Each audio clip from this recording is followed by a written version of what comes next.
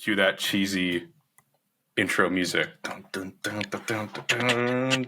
Going and going, yeah.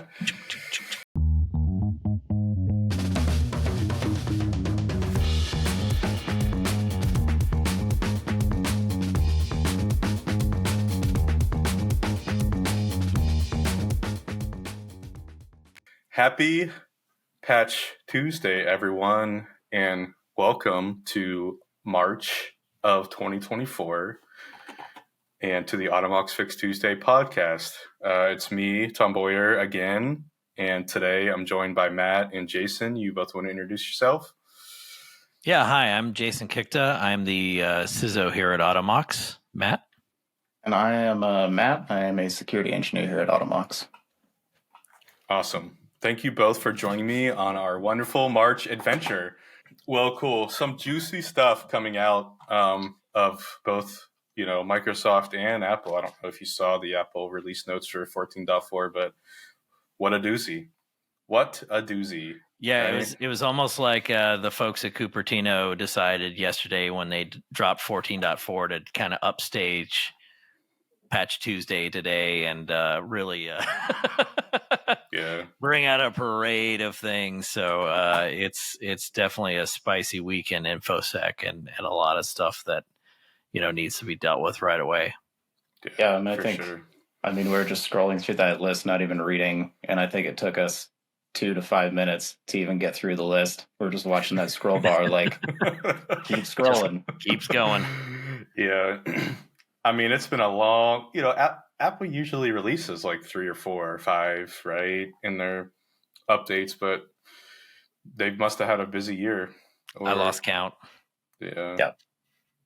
And some of them are minor, but there are some ones in there that we're going to talk about that are just wow. I mean, they're pretty seem pretty unpleasant in scope, and it wasn't even so much a particular CVE. The thing that caught my eye when we looked through the Apple list was how it was like 5 or 6 CVEs centered around a central topic that just kind of kept going, and they're all different and distinct CVEs, and that's pretty rare these days to see that. It still happens, but it's not a common occurrence, to be sure.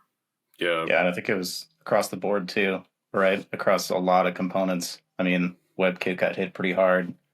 We saw Siri could leak some sensitive files potentially, and very interesting. The good old hidden photos trick. So yeah, don't put anything in there that you don't want to be seen. That's right. Yeah, no That's kidding. right. And I've said it multiple times, I think, in this podcast, but I do feel like the last 2 years and even into this year that there has been a renewed focus on Apple's security. And I don't think I've seen so much, security updates. Yeah. Than I've ever seen from Apple. So it's just, I think people are, they're really starting to take a very close look on the Apple internals. And I think a lot of it is from that. Yeah, and it's cool seeing the community come together to find these, right? I mean, it's researchers across all different domains coming together to kind of disclose these. So that's cool to see as well. Well, they haven't forgot about Microsoft either. And Tom, you were saying this first one in Azure is pretty spicy. Yeah. So CVE 2024-21400, and it's a pretty long one. So bear with me here. Microsoft Azure Kubernetes Service confidential container elevation of privilege vulnerability. If they added a couple more words to it, I think it would be easier to say. But, reading through the notes, to me, this sounds like, right, an attacker who successfully exploited this vulnerability could steal credentials and affect resources beyond the security scope managed by Azure Kubernetes Service confidential containers, right? And, I'm speculating a little bit here, but just reading this, it sounds like I can get onto a node of a managed Kubernetes service. And Matt, yeah, and I'm also curious, right, having spent so much time inside and outside Kubernetes, kind of what your take is on this, and almost like, what makes your hair stand up when you see things like this? Yeah, so I think sort of just with everyday Kubernetes clusters, things that we run in, that everybody runs in their prod environment, it's really not secure by default, and you really have to put in the work to make it secure. And I think with this confidential computing, when we think of confidential computing, we think security, and it's locked down, it's isolated, it could be like air gapped, whatever. And so I think with this vulnerability, that just unleashes so many possibilities for an attacker to jump on a confidential system and either extract secrets, just like you said, parts of the node, any sort of things on the node, workloads like pods. And from what I'm reading, it's with this ConfCom CLI tool. And I just think, if you're running a really sensitive workload in confidential computing, I think the thought is this should be secure. And this kind of opens up, just the possibilities for so much just private sensitive information to be utilized by an attacker. Right. Yeah. When I saw the part about, an attacker can access the untrusted AKS Kubernetes node and AKS confidential container to take over confidential guests and containers beyond the network stack it might be bound to, that alarmed me pretty good because, to Tom's point, this is a bit of speculation, but that sounds like this is a cross-tenant attack. And, if so, that breaks the security assumptions that a lot of folks have and really presents an elevated risk. Yeah, especially in a hosted environment, right? When I see something like, in the patch notes say it verbatim, an unauthenticated attacker can move the same workload onto a machine they control where the attacker is root. And, where my head gets spinning is like, I'm an attacker. Do I have an AKS cluster? And then I'm moving workloads from that for somewhere where I have access to like these other nodes, right? Like that's where I'm stuck. That's where I'm paranoid. It's like, I'm trying to think am of I spoofing like kubelet or something, and I'm moving their internal node onto my node through like some kind of weird internal kubelet attack, right? Like, I mean, could it be something with etcd as well, like state, right, or something like that, or maybe I don't know, like, yeah, I was just thinking that same thing, like trying to figure out how they would kind of move those workloads, whatever those might be, onto their own system. And so it's probably got to do something with the backend or state or something that's saving, whatever, or like those exporting workloads the are doing, containers, right? You can dump the container with Docker or etc. and export it and move it off. And I just, scary stuff, to be honest. Yeah, I'm a little surprised it only got a 9.0 on the CVSS scale, but on the other hand, the exploit code maturity is listed as proof of concept. So fingers crossed that this one, it was caught early, and if you patch quickly enough, your exposure will be minimal. But definitely not one to put off. This is a must do. Yeah, agreed. And a lot of it is just kind of knowing what you're running and understanding the security implications of that, right? Like a lot of the times we trust these vendors to, manage a lot of this back-end risk, and, these things come up and it's important. Yeah, I mean, this is the kind of risk that we spend all day, every day managing, and it's not easy, and it's constant. You can never let your guard down, and why we have so many people on our team, it requires a lot of investment, and it requires just constant vigilance. Yeah, yep, agreed. Just like Tom said, observability is huge, right? Having visibility into your whole stack, and if you don't have that and you don't know what's running, like you can't baseline that, and then you don't know when something bad is in there. So Right. Then you got to get your detections right. You got to tune those detections so you don't get alert fatigue. You got to automate your alerts. You got to automate some of your responses. You have to have a playbook that you've rehearsed and practiced again and again and again. And it is not a minimal thing. Yeah. Speaking of letting our guard down, this next one, CVE 2024-26164, Microsoft Django backend for SQL Server remote code execution vulnerability, right? This all stems from SQLi, everyone's favorite attack What year is vector it? from 2008, still hanging around. These products, an attacker could use the unsanitized parameter into a SQL query to trigger SQL injection. I mean, is that not just like the definition of 1 = 1? And it's like you go down to base score metrics like network low, low, low, none, unchanged, high, high, high, high, and you're just like, oh no. Yeah. And, Matt, I'm curious, your thoughts there, right? I feel like this is the entry level security vulnerability that everyone always plays with in the very, very beginning, right? And just curious what your thoughts are on this one. Yeah, I mean, I am starting to learn the sort of AppSec red team, been doing a lot of hack the box lately. So trying to learn those skills. And I always see the retired machines.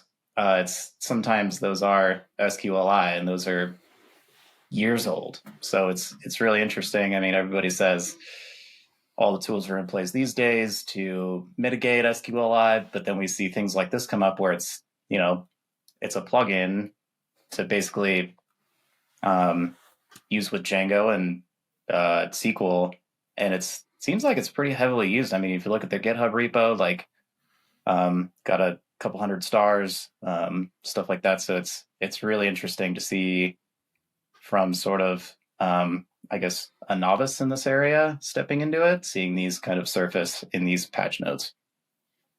Yeah, it's rare to see these, these days, and just seeing that, you could use the unsanitized parameter into a SQL query to trigger SQL injection. Like, that's just not really where we're supposed to be anymore.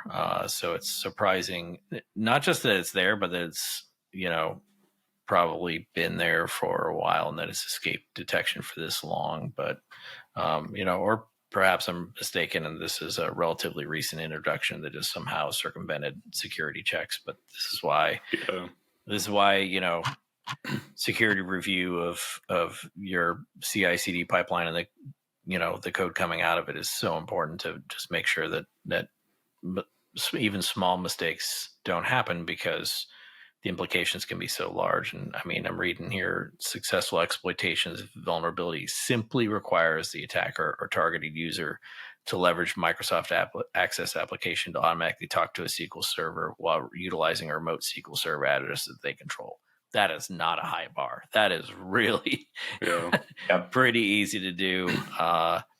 And, again, it's not one to wait on, because this one will eat your lunch. Yeah.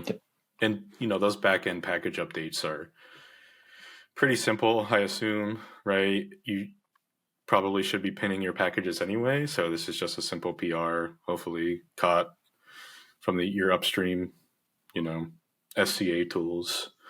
So, but still funny to see in this day and age. And yeah, RC through SQL injection. Like you said, Matt, what year is it? Yeah, it's cool, but also concerning to see this in the wild. So just thought that was an interesting one to see in their patch notes. Yeah, there's probably some people who do introductory red team training packages right now are like cheering, like, yeah, my content's still relevant. Yep, exactly. Yeah. I mean, and like the tool maturity in the space is rather high, right? Like tools like SQL Map, everyone's favorite red team tool. You get it off GitHub and you just fire it away, and it's just firing thousands of, SQLi payloads. And this will probably just be another one eventually, I assume. So it's the bar is rather low for this, right? Which I always find And interesting. turns out you can successfully DOS a server with SQL Map as well. So it's fun also. Another benefit. Right. Yeah. But, some other good stuff as well in the Patch Tuesday notes. So, take a look and see. But yeah, I think we'll spend the rest of this time talking about these super juicy Apple ones. I That update yesterday was extreme. I know. I guess day before yesterday now, just like going through my and watching my, I have a MacBook Pro, I have an M2. Like it's not this is not some ancient thing. And it took a long time. And I'm, my iPhone as well. Like it sat there and like, and it was odd because I had looked at the little notes about what's in this update, and it was talking mostly about features and things, and I'm like, man, like none of this, like you're adding emojis, this doesn't sound it doesn't sound as beefy. And then we went through and looked at the security notes, and it just keeps going, and it's so many. I mean, the one that got me at first, there were really two, the WebKit one, but the Apple image viewing was the first one that caught my eye. I'm just going to I'm going to rattle off the CVEs as quick as I can here, just to prove a point of CVE 2024. They're all 2024s, 23,270, 23,257, 23,258, 23,286, and 23,234. That's just their image related stuff in image processing, image IO, and the Intel graphics driver. Wow. And they're impactful bugs, right? These are not minor things. Execute arbitrary code with kernel privileges.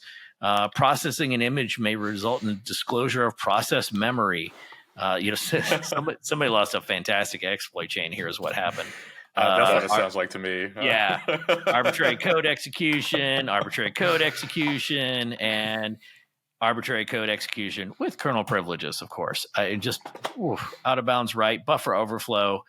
This, to me, I was listening to, a podcast that we all enjoy, the Risky Business podcast. And I was listening to, last week's episode, and the host, Patrick Gray, talk about how, the White House had put out that paper talking about memory safe vulnerabilities and how they had, and their reaction at first was the same as mine of, that's not a lot of exploitation these days, because we see so many mass exploitation events that are really focused around misconfiguration and people who make their, they don't focus enough on secure by default. The vendors don't focus enough on secure by default. And so the sort of secure development stuff is easy for people to sort of, say is not as high a priority. Like it's important, but it's, is it as high a priority to use memory safe languages? But, they came back in last week's episode and said, hey, we were wrong because we went and we looked at the raw numbers and we had some points, someone on our show did some further investigation. Tom Uren actually did some additional investigation, and like it is over half of security flaws these days are still memory related and related to memory safety. And we see it here in this image processing and image IO stuff where it's just, improved memory handling, out of bounds read, like it's just buffer overflow, right? Like what decade is this? Like buffer overflow, but it still happens today. And so, I think that policy memo from the White House is right on. I know we've done a lot of talking about it at Automox of cleaning up the last vestiges of our non-memory safe languages and getting rid of them, because it's too easy to make errors there. And I know we spend a lot of time focused on ensuring those aren't on our product. And it's very hard to do, even with, strong, well-trained developers and a robust security team, like, and Apple certainly has those, and yet these things happen. Yeah. It's hard to manage memory, right? And I think that's why so many languages moved higher in the stack, because a lot of that stuff is abstracted away, and you don't have to really manage memory anymore in Yeah. some of the newer languages. And, I get it. It might not be as performant, right, once it's compiled, but, I get it because, right, I shouldn't have to worry about my user opening a PDF and, the Mac kernel overflows and they can put some and it's really hard when you're writing an image. Operating system, right? When you're writing it, and look at modern operating systems like modern Windows, modern Mac OS are very performant on older hardware. Yeah. They last a long time, much longer than they used to. And a lot of work has gone into that. And they, to some extent, it still relies on some memory unsafe languages. So, can they get away from it entirely? No. Will they ever get away from it completely? Probably not. But, it's just, right. We've made so many advances in hardware that I think it's probably time for the industry. I think the White House is right. And I think it's probably time for the industry to recoup some of those gains into migrating libraries that can handle it, into something memory safe to prevent this sort of thing. Yeah. And, speaking of memory, right, if we continue on this train of Apple goodness, we get down to WebKit. And I swear, this has sprinkles of, Operation Triangulation from last year where they used that 5 exploit chain, and it was some memory safety issues in PDF, right? Or it might have been image.io. I can't remember exactly. But, they went through 4 or 5 vulnerabilities to, attack Apple. And this kind of feels like a lot of the same, right? This WebKit stuff where processing web content may lead to arbitrary code execution, right? Is that not just everyone's biggest fear where your user clicks on a link in a phishing email and you don't even have to get them to execute something, right? Yep. They're just running Safari and, have at them, right? And, Matt, I'm curious your thoughts on, a lot of this stuff and, how we can kind of educate our users to some of these things without kind of putting on the paranoid hat and scaring them half to death, right? Yeah, it's interesting, right? Because, there's so much research behind all these memory-related vulnerabilities. And I think the first thing that came to mind when the White House issued that press release was, what's the effort to actually move everything to a memory safe language, right? Is it just packages? Is it a full uplift of the whole application? Is it just moving everything over? So, while I think that's a really interesting thing that they're doing, I don't know if it's going to be realistic for a lot of orgs unless they're looking to maybe rebuild something potentially from the ground up, right? I guess it's all sort of dependent on the organization. But as far as users, right? Training is the hardest thing in cybersecurity, right? It's you can send out as many phishing campaigns, as many sort of articles. I think there's just it's sort of balancing the technical with potentially showing what one of these things can do and explaining it to somebody who may not be as technical, right? Where that's the hardest thing. So, all of these things it's a little worrisome because just like you said, it's a user could just go to a web page and download a file and then boom, bam, your Mac is just kind of, it's rooted, right? So, as much training as you can, but there's always going to be users that, you send out phishing and they're always the ones first one to click on it, right? And so it's, I don't know if there's a good answer for it besides maybe even demos or something showing how this can be dangerous or something like that, right? Yeah, agreed. And, a lot of what you said kind of reminds me of, 2 or 3 years ago, there was this big push in the industry from all of our Linux friends to rewrite the kernel in Rust, right? Yeah, and Linus was like, who's going to rewrite 30 million lines of code in Rust, you know? I'll get right on that. That's just, it's just an undertaking because the kernel is written, mostly in C. So, right, like it's one of those things of like the best time to start was 10 years ago. The second best time to start is now, right? Yeah. It's going to be painful. It's going to require a lot of work, but this is necessary work that just needs to happen. And it's going to be interesting too to see what happens in the software sector, because I think, as we've discussed a lot of times, the companies like us that are prioritizing and have made it a priority for a long time are going to do really well. And there's other companies out there that are kind of in the position of being, for lack of a better term, they're cash cows. And so they're pretty stable. They're feature stable. They've got an established market. Yeah. They don't put a lot of, work into updating and modernizing their product besides what is absolutely necessary. And when you have a major sea change like this, it's necessary. It's beyond what they're resourced to do. And so some are going to have to make that investment and others are going to choose not to make that investment. And it'll be interesting to watch the market forces play out, because I think the ones who aren't making it a priority are going to hurt in a bad way over the next few years when the comparison becomes more stark. Yeah. Those security questionnaires will start rolling in. Like, is your product using memory safe languages? Yes or no? Mm-hmm. Right. Like, that's just kind of the market forces. Yeah. And there's going to be some ugly answers to those compliance questionnaires, and I can't wait. Yeah.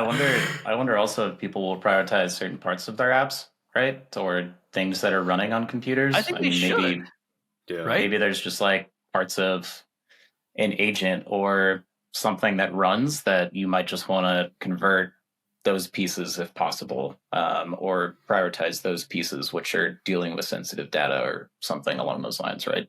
Yeah, no, absolutely. Right. I think that's, you can look at your stack and say, okay, what deals, what is user exposed, right? What can be touched by users or by, outside entities that I can't control? What's public facing? What's downloadable?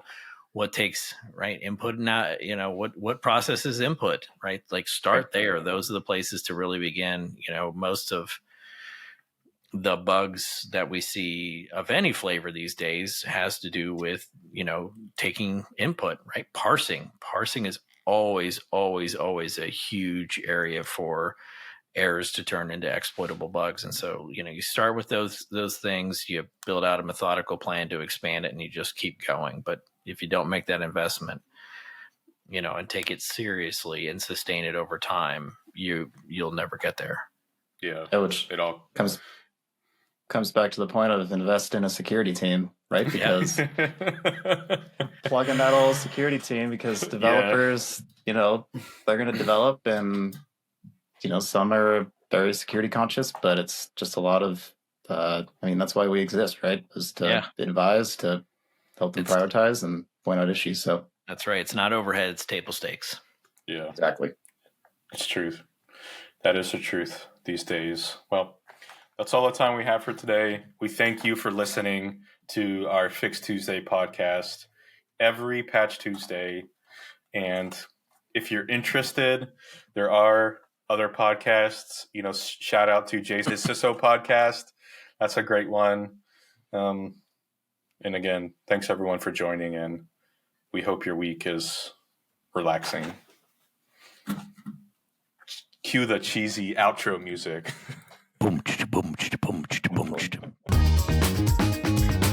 Thankfully, we have people that edit this for us, or he's not going to edit absolutely failure. For sure. He'll leave it all in, right? Yep. 100%.